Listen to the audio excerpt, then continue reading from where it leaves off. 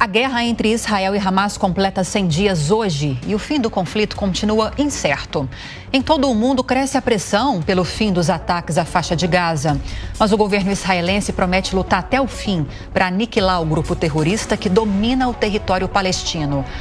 Confira mais sobre essa movimentação desses últimos dias de guerra, quase 100, na reportagem especial de Letícia Miyamoto. Por todos os lados, lembranças do horror. Casas totalmente queimadas, móveis e objetos destruídos. Sinais da violência promovida pelos terroristas do Hamas naquele trágico sábado, 7 de outubro. Nas paredes, cartazes com fotos de reféns, bebês, homens e mulheres, levados no maior ataque sofrido pelo povo judeu desde o Holocausto nazista. Nos cartazes, a mensagem: tragam eles para casa agora. A mesma frase está estampada na roupa de Irit Lahav, uma sobrevivente da carnificina promovida pelo Hamas. Ao andar pela casa destruída, ela relembra o momento da invasão e de como tentou proteger a família. Quando corremos para cá e o tiroteio começou, percebi que tínhamos que trancar a porta de alguma forma, porque ela não tranca. Desmontei meu aspirador, peguei uma mangueira de metal e coloquei na porta.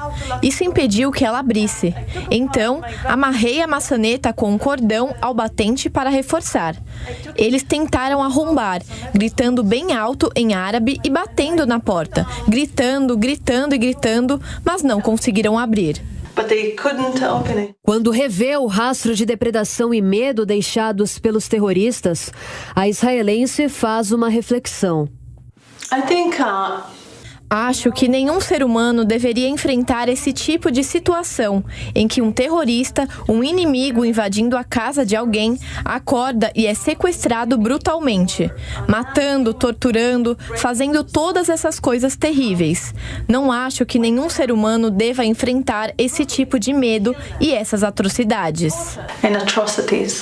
Mais de 1.100 israelenses morreram nos ataques do Hamas. Cerca de 250 pessoas foram feitas reféns na invasão. 100 dias se passaram e a maioria dos sequestrados continua em poder dos terroristas. Famílias e um país inteiro seguem aflitos.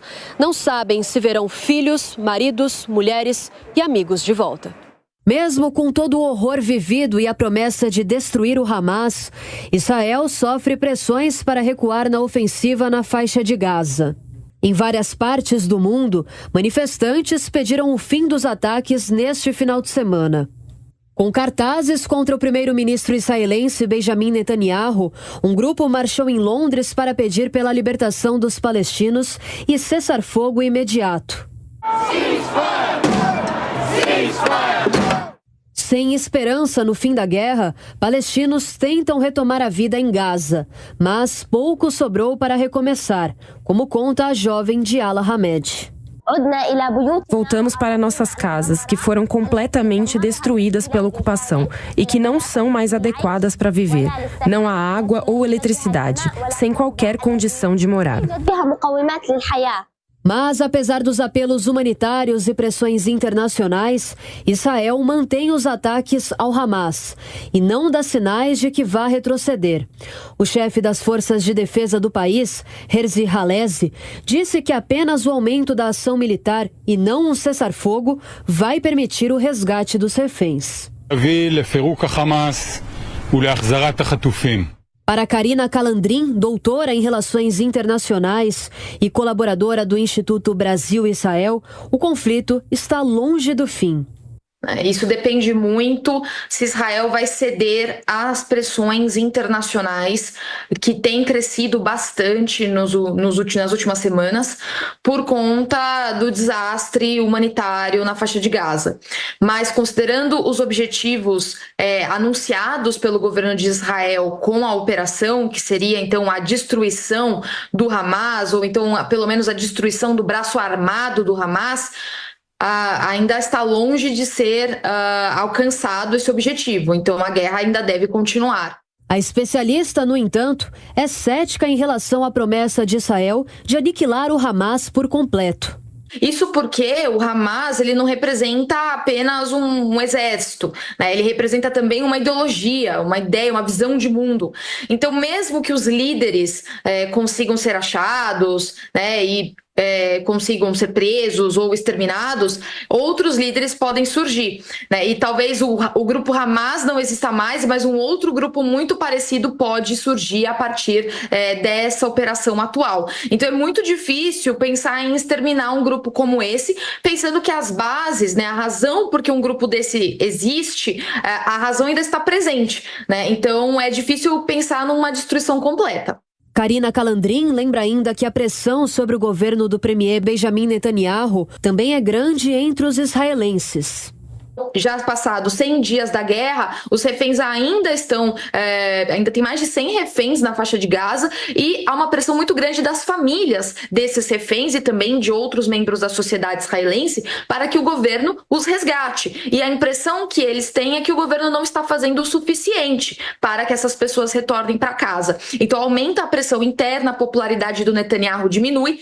Milhares de manifestantes protestaram ontem em Tel Aviv para marcar os 100 dias de conflito e cobrar providências de Netanyahu em relação aos reféns.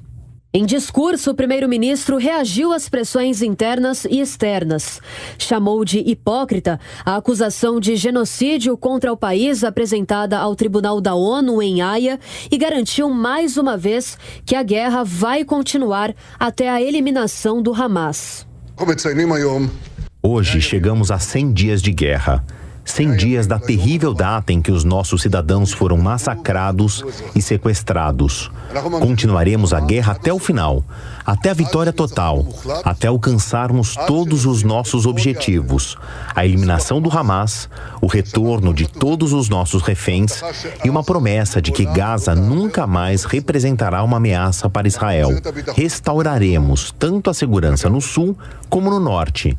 Ninguém nos impedirá, nem Haia, nem o eixo do mal e mais ninguém. Segundo o Hamas, desde o início dos ataques, mais de 23 mil moradores de Gaza morreram, sobretudo mulheres e menores de idade.